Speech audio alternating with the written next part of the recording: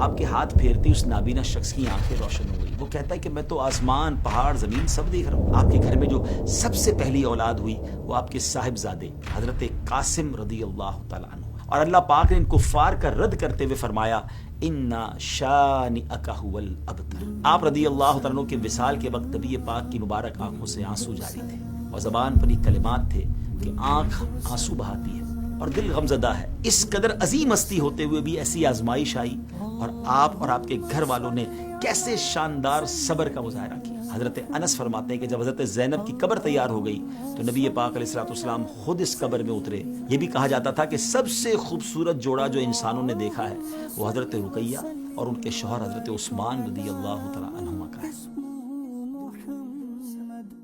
بسم اللہ الرحمن الرحیم. السلام علیکم ورحمۃ اللہ وبرکاتہ. ناظرین، ایک بار پھر ہماری ویب سیریز عظمت و شان اہل بیت رسول صلی اللہ تعالی علیہ وسلم میں آپ کو خوش آمدید کہتے ہیں.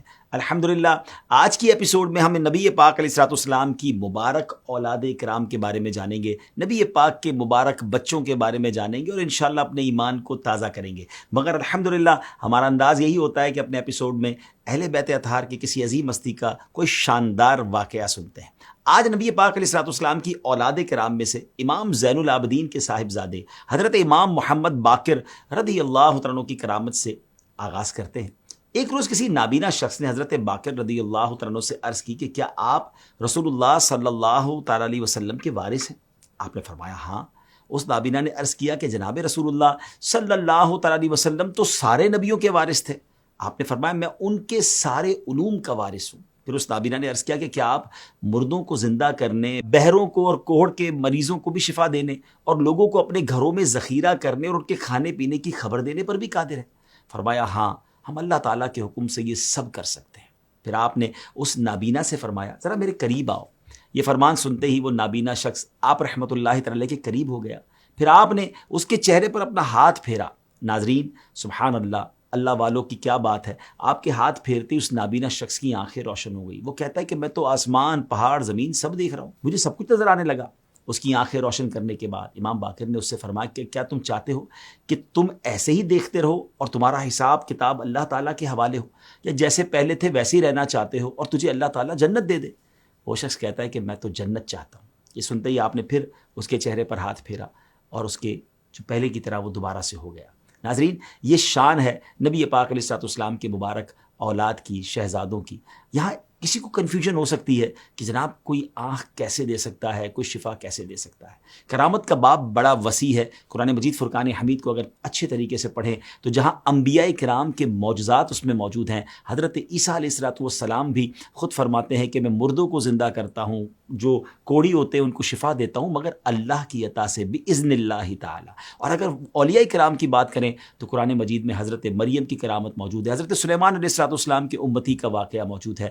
تفصیل انشاءاللہ آپ اگر پڑھیں گے تفسیر میں تو آپ کو سمجھ آ جائے گی. تو کرامت حق ہے اور آج ہم اللہ کے پیارے نبی صلی اللہ تعالی علیہ وسلم کے اولاد کی ہم نے یہ عظیم کرامت سنی. اب آتے ہیں آج ہمارا اپنے ٹاپک کی طرف. ہمارے پیارے آقا علیہ الصلوۃ والسلام کی مبارک اولاد کرام کے بارے میں سنیں گے. ناظرین اس بات پر اکثر تاریخ لکھنے والوں کا اتفاق ہے کہ پیارے آقا علیہ الصلوۃ والسلام کی اولاد کرام کی تعداد 6 ہے. 2 صاحبزادے حضرت قاسم و حضرت ابراہیم اور 4 صاحبزادیاں حضرت زینب، حضرت رقیہ، حضرت ام کلثوم اور حضرت فاطمہ رضی اللہ تعالی عنہم. لیکن بعض مورخین نے یہ بیان فرمایا ہے کہ آپ کے ایک صاحبزادے حضرت عبداللہ بھی ہیں. اور طیب، مطیب، طاہر اور مطہر یعنی یہ 4 القاب جو ہیں یہ حضرت عبداللہ کے القاب تھے اور یہ سب کوئی علیحدہ بیٹے نہیں تھے. تو اس قول کی بنا پر آپ کی مقدس اولاد کی تعداد 7 ہے، یعنی 3 صاحبزادے اور 4 صاحبزادیاں. پیارے آقا علیہ الصلوۃ والسلام کی ساری اولادیں ام المومنین حضرت سیدہ خدیجہ بنت خویلد رضی اللہ تعالی عنہا کے بطن سے پیدا ہوئی. سبحان اللہ، سوائے حضرت ابراہیم رضی اللہ تعالیٰ عنہ کے. اسی لیے حضرت خدیجہ کو سیدوں کی نانی جان بھی کہا جاتا ہے. آپ رضی اللہ تعالیٰ عنہ یعنی حضرت ابراہیم رضی اللہ تعالیٰ عنہ ام المومنین سیدہ ماریہ قبطیہ رضی اللہ تعالیٰ عنہ کے بطن سے پیدا ہوئی. آپ کے گھر میں جو سب سے پہلی اولاد ہوئی وہ آپ کے صاحبزادے حضرت قاسم رضی اللہ تعالیٰ عنہ ہے. آپ حضرت بی بی خدیجہ رضی اللہ تعالیٰ عنہ کی آغوش مبارک میں اعلان نبوت سے قبل پیدا ہوئے. جمہور علماء کا یہی قول ہے کہ یہ پاؤں پر چلنا سیکھ گئے تھے کہ ان کی وفات ہو گئی. کچھ کے نزدیک 7 ماہ اور کچھ کے نزدیک 17 ماہ اور کچھ کے نزدیک 2 سال کی عمر میں آپ رضی اللہ تعالیٰ عنہ کا انتقال ہوا۔ آپ ہی کی طرف نسبت کر کے نبی پاک علیہ الصلوۃ والسلام کو ابو القاسم کہا جاتا ہے۔ آپ کے دوسرے صاحبزادے حضرت عبداللہ رضی اللہ تعالیٰ عنہ ہیں۔ آپ مکہ مکرمہ میں اظہار نبوت کے بعد پیدا ہوئے، 2 سال سے کم عمر میں آپ کا بھی انتقال ہو گیا۔ آپ کو طیب و طاہر کے القابات سے بھی یاد کیا جاتا ہے۔ جب آپ رضی اللہ تعالیٰ عنہ کا وصال ہوا تو کفار نے پیارے آقا علیہ الصلوۃ والسلام کو ابتر یعنی معاذ اللہ نسل ختم ہونے والا کہا، اور یہ کہا کہ اب ان کی نسل نہیں رہی، سو ان کے بعد اب ان کا ذکر بھی نہ رہے گا اور ان سب کا چرچا ختم ہو جائے گا۔ اس پر سورہ کوثر نازل ہوئی اور اللہ پاک نے ان کفار کا رد کرتے ہوئے فرمایا انا شانئک ھو الابتر، اے حبیب علیہ الصلوۃ والسلام بے شک تمہارا دشمن ہی ہر بھلائی سے محروم ہے، نہ کہ آپ، کیونکہ آپ کا سلسلہ قیامت تک جاری رہے گا، آپ کی اولاد میں بھی کثرت ہوگی اور آپ کی پیروی کرنے والوں سے دنیا بھر جائے گی، اور جس کی یہ شان ہے تو وہ ابتر کہاں ہوا، بے نام و نشان اور ہر بھلائی سے محروم تو آپ کے دشمن ہیں۔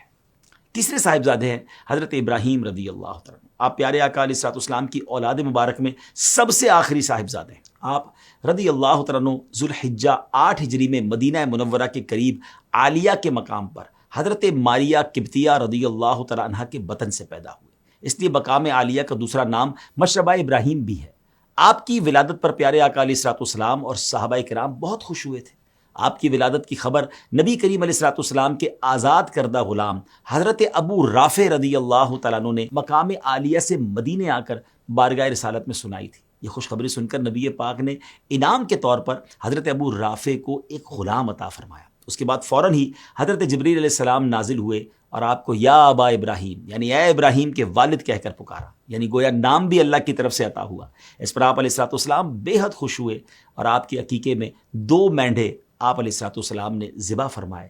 پھر آپ رضی اللہ تعالیٰ کے سر کے بال کے وزن کے برابر چاندی خیرات فرمائی اور آپ کے بالوں کو دفن کرایا۔ پھر آپ کا ابراہیم نام رکھا گیا اور پیارے آقا علیہ الصلوۃ والسلام نے آپ کو دودھ پلانے کے لیے ام سیف رضی اللہ تعالیٰ عنہ کے حوالے فرمایا۔ پیارے آقا کو حضرت ابراہیم سے بڑی محبت تھی اور آپ کبھی کبھی ان کو دیکھنے کے لیے حضرت ام سیف کے یہاں تشریف بھی لے جایا کرتے تھے۔ آپ رضی اللہ تعالیٰ کے وصال کے وقت نبی پاک کی مبارک آنکھوں سے آنسو جاری تھے اور زبان پر یہ کلمات تھے کہ آنکھ آنسو بہاتی ہے اور دل غمزدہ ہے، مگر ہم وہی بات زبان سے نکالتے ہیں جس سے ہمارا رب خوش ہو جائے، اور بے شک اے ابراہیم ہم تمہاری جدائی سے بہت زیادہ غمگین ہیں۔ ناظرین، جس دن حضرت ابراہیم کا انتقال ہوا اتفاق سے اسی دن سورج گرہن لگ گیا۔ عربوں کے دلوں میں زمانہ جاہلیت کا یہ عقیدہ جمع ہوا تھا کہ کسی بڑے آدمی کی موت سے چاند اور سورج میں گرہن لگتا ہے، تو اس بار جب سورج کو گرہن لگا تو انہوں نے یہ خیال کیا کہ غالباً یہ سورج گرہن حضرت ابراہیم رضی اللہ تعالیٰ کی وفات کی وجہ سے ہوا ہے۔ اللہ اکبر۔ نبی پاک نے حالانکہ غم کا موقع تھا مگر اس موقع پر بھی کیسی اصلاح فرمائی کہ ایک خطبہ دیا جس میں جاہلیت کے عقیدے کا رد فرماتے ہوئے ارشاد فرمایا یقیناً چاند اور سورج اللہ تعالیٰ کی نشانیوں میں سے 2 نشانیاں ہیں، کسی کے مرنے یا جینے سے ان دونوں میں گرہن نہیں لگتا۔ جب تم لوگ گرہن دیکھو تو دعائیں مانگو اور نماز کسوف ادا کرو یہاں تک کہ گرہن ختم ہو جائے۔ آپ نے یہ بھی فرمایا کہ میرے فرزند ابراہیم نے دودھ پینے کی مدت پوری نہیں کی اور دنیا سے چلا گیا، اس لیے اللہ تعالیٰ نے اس کے لیے جنت میں ایک دودھ پلانے والی کو مقرر فرما دیا ہے جو دودھ پلانے کی مدت تک اس کو دودھ پلاتی رہے گی۔ ناظرین، یہ تھے نبی پاک علیہ الصلوۃ والسلام کے 3 صاحبزادے جن کے بارے میں ہم نے سنا۔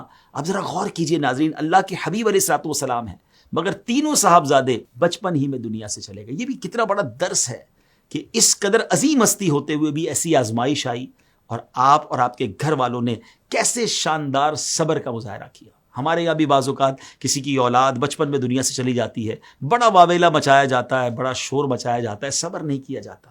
حالانکہ اگر یہ ذہن بن جائے کہ اللہ ہی کا مال تھا، اللہ نے لے لیا، اور یاد رکھیے جن کے نابالغ بچے دنیا سے چلے جائیں اور وہ اس پر صبر کریں تو سبحان اللہ حدیثوں میں یہ مضمون ملتا ہے کہ وہ بچے قیامت کے دن ان کی شفاعت کریں گے، ماں باپ کی مغفرت کا ذریعہ بنیں گے۔ اللہ کرے ہم ان باتوں سے درس حاصل کریں کہ ہم تو پیارے آقا علیہ الصلوۃ والسلام کے قدموں کی خاک کے برابر بھی نہیں، مگر ان عظیم ہستیوں پر بھی آزمائشیں آئیں، مگر یہ ہم سب کی تربیت ہے کہ صبر کیسے کرنا ہے۔ آئیے اب نبی پاک علیہ الصلوۃ والسلام کی صاحبزادیوں کے فضائل سنتے ہیں۔ پیارے آقا کی سب سے بڑی بیٹی ہیں حضرت زینب رضی اللہ تعالیٰ عنہ۔ آپ بعثت نبوی سے 10 سال پہلے مکہ مکرمہ میں پیدا ہوئیں۔ آپ کی ولادت کے وقت نبی پاک علیہ الصلوۃ والسلام کی عمر مبارک 30 سال تھی۔ جب پیارے آقا علیہ الصلوۃ والسلام نے اعلان نبوت فرمایا تو جس طرح سیدہ خدیجہ رضی اللہ تعالیٰ عنہ نے پہلے ہی اعلان پر اسلام قبول فرمایا، اسی طرح آپ کی اولاد بھی دامن اسلام سے وابستہ ہو گئی۔ اس وقت حضرت سیدہ زینب کی عمر 10 سال تھی۔ آپ رضی اللہ تعالی عنہ کا نکاح حضرت ابو العاص بن ربی سے ہوا۔ حضرت ابو العاص کا نسب چوتھی پشت میں نبی پاک علیہ الصلوۃ والسلام سے مل جاتا ہے، یعنی پیارے آقا کے خاندان ہی سے ان کا تعلق تھا۔ آپ کا شمار مکے کے شریف اور امانت دار لوگوں میں ہوتا تھا۔ اعلان نبوت کے بعد مشرکین مکہ نے ہر طرح کی کوشش کی کسی طرح آپ علیہ الصلوۃ والسلام اپنے مشن کو چھوڑ دیں، مگر سبحان اللہ نبی پاک علیہ الصلوۃ والسلام استقامت کا پہاڑ بن کر ڈٹے رہے۔ ایک موقع پر کفار مکہ نے ایک عجب چال چلی کہ حضرت ابو العاص کو اس بات پر اکسایا کہ وہ آپ صلی اللہ تعالی علیہ وسلم کی لخت جگر حضرت زینب کو طلاق دے دیں اور بدلے میں قبیلہ قریش میں سے جس عورت سے وہ نکاح کرنا چاہیں وہ کر لیں۔ اللہ اکبر! یہ ان کا پلان یہ تھا کہ نبی پاک کو دکھ پہنچایا جائے، ذہنی طور پر آپ کو معاذ اللہ ٹارچر کیا جائے، لیکن وہ اپنے مقصد میں کامیاب نہ ہو سکے۔ ان کی آفر کے جواب میں حضرت ابو العاص نے فرمایا، ہرگز نہیں، اللہ کی قسم میں اپنی بیوی سے ہرگز جدا نہیں ہو سکتا، اور مجھے بالکل پسند نہیں کہ میرے لیے زینب کے علاوہ قریش کی کوئی اور عورت ہو۔ یہی وجہ تھی کہ نبی پاک نے حضرت ابو العاص رضی اللہ عنہ کی تعریف فرماتے ہوئے فرمایا، حالانکہ حضرت ابو العاص ابھی اسلام نہیں لائے تھے، لیکن بعد میں آپ نے اسلام قبول فرمایا، لیکن نبی پاک فرماتے تھے ابو العاص بہترین داماد ہے۔ اسلام آپ نے کیسے قبول کیا اس کی تفصیل ذرا میں آگے جا کے بیان کرتا ہوں۔ اب نبوت کا 13واں سال ہے جب نبی پاک علیہ الصلوۃ والسلام مکہ پاک سے مدینہ ہجرت فرما چکے ہیں۔ اس وقت حضرت زینب مکے میں اپنے سسرال میں تھی۔ سن 2 ہجری میں غزوہ بدر کا واقعہ ہوا جس میں حضرت ابو العاص کفار مکہ کی طرف سے جنگ میں شریک ہوئے تھے۔ فتح کے بعد بچے ہوئے کافروں کو صحابہ نے قید کر لیا۔ قیدیوں میں حضرت ابو العاص بھی تھے۔ قیدیوں کے بارے میں فیصلہ کیا گیا کہ فدیہ ادا کرنے کے بعد انہیں آزاد کر دیا جائے۔ چنانچہ اہل مکہ نے اپنے اپنے قیدیوں کو چھڑانے کے لیے فدیے بھیجنا شروع کیے، یعنی مکے سے فدیہ آتا تھا جو بھی اس کی رقم تھی، اور اس کے بدلے قیدی رہا ہوتے تھے۔ اب حضرت ابو العاص جو ہے وہ مسلمانوں کی قید میں ہے اور مدینے میں ہے، بی بی زینب جو ہے وہ مکہ پاک میں ہے، تو انہوں نے اپنا وہ ہار بھیجا جو آپ کو حضرت خدیجہ رضی اللہ تعالیٰ عنہ نے جہیز میں دیا تھا۔ نبی پاک نے جب اس ہار کو دیکھا تو اب آپ پر بلا اختیار رقت کی کیفیت طاری ہو گئی۔ حضرت خدیجہ رضی اللہ تعالیٰ عنہ کی یادیں تازہ ہو گئیں۔ آپ صلی اللہ تعالیٰ علیہ وسلم نے صحابہ کرام سے فرمایا، اگر تم مناسب سمجھو تو ابو العاص کو رہا کر دو اور زینب کا ہار بھی واپس کر دو۔ صحابہ کرام نے عرض کیا، یا رسول اللہ صلی اللہ تعالیٰ علیہ وسلم، ہم ابو العاص کو بلا فدیہ رہا کرتے ہیں اور حضرت زینب کا ہار بھی واپس کرتے ہیں۔ اس موقع پر نبی پاک علیہ الصلوۃ والسلام نے حضرت ابو العاص سے وعدہ لیا کہ وہ مکے پہنچ کر حضرت زینب کو مدینہ منورہ بھیج دیں۔ چنانچہ حضرت ابو العاص جب مکے پہنچے تو اپنے وعدے کے مطابق حضرت زینب کو ساری باتیں بتائیں، پھر آپ کو اپنے بھائی کنانہ کی حفاظت میں بطن یاجاجہ تک بھیج دیا۔ ادھر آپ صلی اللہ تعالیٰ علیہ وسلم نے حضرت زید بن حارثہ کو ایک انصاری کے ساتھ پہلے ہی مقام میں بطن یاجاجہ میں بھیج دیا تھا۔ چنانچہ یہ دونوں حضرات بطن یاجاجہ سے اپنی حفاظت میں بہت ہی عزت اور ادب کے ساتھ پیارے آقا علیہ الصلوۃ والسلام کی صاحبزادی حضرت زینب کو مدینہ منورہ لے آئے۔ مگر ناظرین، اس سفر کے دوران ایک بہت ہی افسوسناک واقعہ پیش آیا۔ وہ یہ تھا کہ حضرت زینب رضی اللہ تعالیٰ عنہا کنانہ کے ساتھ مکہ مکرمہ سے ہجرت کر کے نکل رہی تھی، تو اس بات کا کفار کو علم ہو گیا۔ انہوں نے اس قافلے کا پیچھا کیا اور ایک مقام پر پہنچ کر قافلے کا راستہ روک لیا۔ اس دوران ایک بد نصیب ظالم ہبار بن الاسود نے آپ کو نیزے سے ڈرا کر اونٹ سے گرا دیا، جس کی وجہ سے آپ کا حمل ساقط ہو گیا۔ مگر پھر آپ کے دیور کنانہ نے کفار کو دھمکی دی اور کسی طرح پیچھے ہٹ گئے۔ آپ رضی اللہ تعالیٰ عنہ کو ہجرت کرنے میں یہ دردناک مصیبت پیش آئی۔ اسی لیے نبی پاک علیہ الصلوۃ والسلام نے آپ رضی اللہ تعالیٰ عنہ کے فضائل میں یہ ارشاد فرمایا کہ یہ میری بیٹیوں میں اس اعتبار سے بہت ہی زیادہ فضیلت والی ہیں کہ میری جانب ہجرت کرنے میں اس نے اتنی بڑی مصیبت اٹھائی۔ آپ رضی اللہ تعالیٰ عنہ ہجرت کے موقع پر حضرت ابو العاص رضی اللہ تعالیٰ عنہ سے جدا ہو گئی تھی، اس طور پر کہ آپ مدینہ منورہ آ گئی تھیں اور حضرت ابو العاص مکے میں تھے۔ لیکن سن 6 ہجری میں حضرت ابو العاص بھی اسلام قبول کر کے مدینہ طیبہ آ گئے۔ پیارے آقا نے حضرت ابو العاص اور حضرت زینب کے نکاح کو برقرار رکھا اور پھر آپ کو حضرت ابو العاص بن ربی کے سپرد کر دیا۔ اللہ پاک نے آپ کو ایک بیٹے اور ایک بیٹی سے نوازا۔ بیٹے کا نام علی بن ابو العاص جبکہ بیٹی کا نام امامہ بنت ابو العاص تھا۔ پیارے آقا ان دونوں بچوں پر خصوصی شفقت فرماتے تھے۔ بیٹے علی بن ابو العاص کا بھی بچپن ہی میں انتقال ہو گیا تھا اور حضرت امامہ رضی اللہ تعالی عنہا کے ساتھ پیارے آقا کی محبت و شفقت مثالی تھی۔ ابھی ہم نے سنا کہ ہجرت کے دوران حضرت زینب کے ساتھ ایک افسوسناک واقعہ ہوا تھا جس کی وجہ سے آپ زخمی بھی ہو گئی تھیں۔ کچھ عرصے کے بعد آپ رضی اللہ تعالیٰ عنہ کا وہی زخم دوبارہ تازہ ہو گیا جو آپ کی وفات کا سبب بنا۔ اسی وجہ سے بہت سے علماء کرام کی رائے یہ ہے کہ آپ کو شہیدہ کے نام سے تعبیر کیا جانا چاہیے۔ آپ 8ویں ہجری کے سٹارٹ میں اس دنیا سے رخصت ہوئیں۔ حضرت انس فرماتے ہیں کہ جب حضرت زینب کی قبر تیار ہو گئی تو نبی پاک علیہ الصلوۃ والسلام خود اس قبر میں اترے. تھوڑی دیر کے بعد آپ باہر تشریف لائے تو آپ کا چہرہ انور کھلا ہوا تھا، غم کے آثار کچھ کم تھے. صحابہ کرام نے عرض کی یا رسول اللہ صلی اللہ تعالیٰ علیہ وسلم، اس سے پہلے آپ کی طبیعت بہت غم زدہ نظر آ رہی تھی، اب آپ کی طبیعت میں کچھ خوشی کے اثرات نظر آ رہے ہیں، اس کی کیا وجہ ہے؟ آپ صلی اللہ تعالیٰ علیہ وسلم نے فرمایا مجھے زینب کی کمزوری یاد آ گئی، تو میں نے اللہ رب العزت کی بارگاہ میں اس کی قبر کی تنگی اور غم میں تخفیف کا سوال کیا، تو اللہ پاک نے ایسا ہی کیا اور اسے اس پر آسان فرما دیا. یہ تھی ہمارے پیارے آقا علیہ الصلوۃ والسلام کی سب سے بڑی صاحبزادی حضرت زینب رضی اللہ تعالیٰ عنہ. اللہ کریم ان کے صدقے ہماری قبروں کو روشن فرمائے.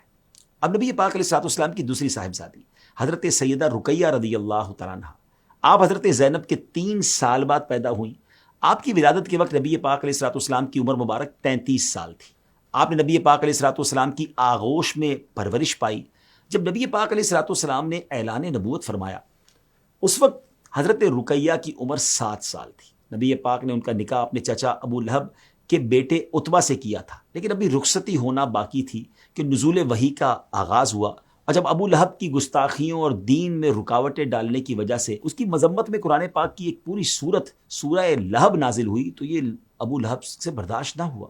اس نے اپنے بیٹوں کو بلا کر کہا اگر تم نے محمد صلی اللہ علیہ وسلم کی بیٹیوں کو طلاق دے کر ان سے علیحدگی اختیار نہیں کی تو تمہارا میرے ساتھ اٹھنا بیٹھنا حرام ہے. دونوں بیٹوں نے حکم کی تعمیل کی اور پیارے آقا علیہ الصلوۃ والسلام کی دونوں صاحبزادیوں سیدہ رقیہ اور سیدہ ام کلثوم رضی اللہ تعالیٰ عنہ کو طلاق دے دی. اس طلاق کے بعد نبی پاک علیہ الصلوۃ والسلام نے اپنی صاحبزادی حضرت رقیہ رضی اللہ تعالیٰ عنہ کا نکاح مکہ مکرمہ میں حضرت عثمان غنی رضی اللہ تعالیٰ عنہ کے ساتھ کر دیا اور ساتھ ہی رخصتی بھی فرما دی. حضرت عثمان بن عفان رضی اللہ تعالیٰ عنہ انتہائی حسین و جمیل تھے اور آپ کی زوجہ بنت رسول حضرت رقیہ رضی اللہ تعالیٰ عنہ بھی انتہائی خوش شکل تھی. اسی وجہ سے انہیں احسن زوجین یعنی خوبصورت جوڑا بھی کہا جاتا تھا.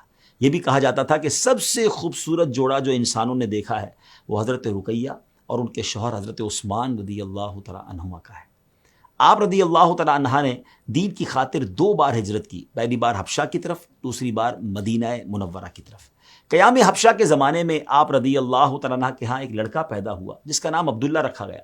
حضرت عبداللہ کی عمر ابھی 4 سال ہی تھی کہ مدینہ منورہ میں ایک مرغ نے آپ کی آنکھوں میں چونچ ماری جس کی وجہ سے اس بچے کا بھی انتقال ہو گیا. سن 2 ہجری میں جب نبی پاک علیہ الصلوۃ والسلام بدر کی تیاریوں میں مصروف تھے، ان دنوں سیدہ رقیہ رضی اللہ تعالیٰ عنہ ایک بیماری میں مبتلا ہو گئیں.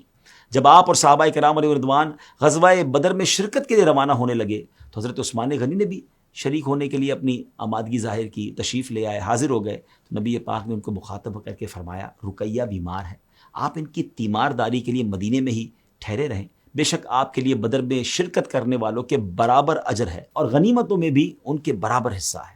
ناظرین یہ کمال ہے کہ حضرت عثمان غنی غزوہ بدر میں نہیں گئے مگر آپ بدری صحابہ میں شمار ہوتے ہیں کیونکہ آپ نبی پاک علیہ الصلوۃ والسلام کے حکم پر مدینہ منورہ میں ٹھہرے. آپ کی زوجہ حضرت رقیہ رضی اللہ تعالیٰ عنہ جو صاحبزادی ہیں نبی پاک علیہ الصلوۃ والسلام کی، ان کی تیمارداری کرتے رہے اور آپ کو وہ اجر ملا. بہرحال نبی پاک وہاں جنگ بدر میں مصروف تھے اور یہاں نبی پاک کی پیاری صاحبزادی سیدہ رقیہ رضی اللہ تعالیٰ عنہ کا انتقال ہو گیا. آپ رضی اللہ تعالیٰ عنہ کی تجہیز و تکفین کے تمام معاملات حضرت عثمان غنی رضی اللہ تعالیٰ عنہ نے سر انجام دیے. اب تیسری صاحبزادی ہیں حضرت سیدہ ام کلثوم رضی اللہ تعالیٰ عنہ. آپ رضی اللہ تعالیٰ عنہ حضرت رقیہ سے چھوٹی ہیں. جبکہ پیارے آقا نے اعلان نبوت فرمایا تو آپ بھی اپنی بہنوں اور والدہ کے ساتھ دین اسلام سے وابستہ ہو گئیں. آپ کا نکاح بھی پہلے ابو لہب کے دوسرے بیٹے سے ہوا تھا مگر رخصتی سے پہلے ہی ابو لہب کے کہنے پر اس نے آپ رضی اللہ تعالیٰ عنہ کو طلاق دے دی، جس کی تفصیل ہم نے پہلے بیان کر دی ہے. بہرحال خاندان نبوت کے دیگر افراد کے ساتھ مکہ مکرمہ سے مدینہ منورہ کی جانب انہوں نے ہجرت کی. پیارے آقا علیہ الصلوۃ والسلام کا فرمان ہے میں اپنی بیٹیوں کو اپنی مرضی سے کسی کے نکاح میں نہیں دیتا بلکہ اللہ تعالیٰ کی طرف سے ان کے نکاحوں کے فیصلے ہوتے ہیں. جب پیارے آقا کی دوسری صاحبزادی حضرت رقیہ کا انتقال ہوا اور حضرت عثمان غنی رضی اللہ تعالیٰ عنہ کو سخت صدمہ پہنچا تھا، وہ ہر وقت آپ کے غم میں ڈوبے رہتے تھے. چنانچہ ایک دن نبی پاک نے انہیں غمگین دیکھ کر فرمایا ما شأنک یا عثمان، عثمان کیا بات ہے؟